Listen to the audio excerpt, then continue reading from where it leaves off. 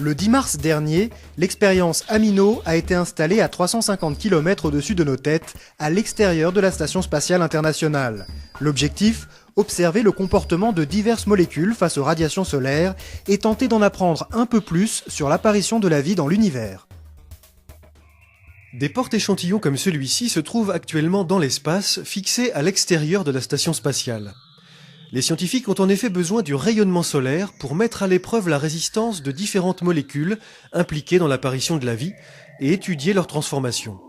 Le point commun de toutes ces expériences, c'est de mieux comprendre comment la vie est apparue sur la Terre et savoir si elle a pu apparaître ailleurs que sur la Terre, en étudiant différents objets du système solaire, comme les comètes, les météorites, l'atmosphère de Titan ou la surface de Mars. Donc on a envoyé des cellules avec à l'intérieur un analogue d'atmosphère de Titan composé d'azote avec un petit peu de méthane pour voir comment le rayonnement solaire va interagir avec cette atmosphère et va conduire petit à petit à la production de molécules de plus en plus complexes.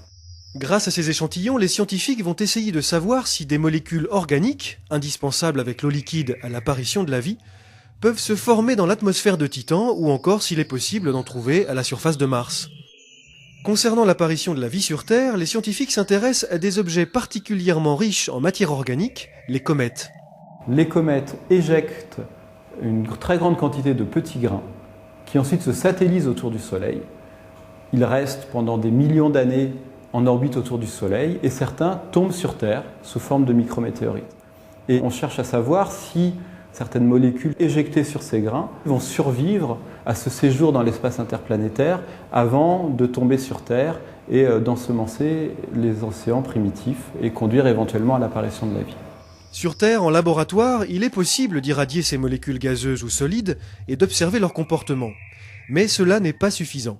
Donc ici on a cette lampe qui est un peu notre soleil au laboratoire, qui essaie de reproduire au mieux le rayonnement ultraviolet.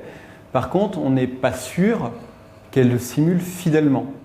Donc pour être sûr, on va chercher le rayonnement solaire ultraviolet là où il est, c'est-à-dire dans l'espace, à l'extérieur de l'atmosphère terrestre. L'expérience Amino restera 1 an et demi dans le vide spatial. Le retour sur Terre est donc prévu en septembre 2010.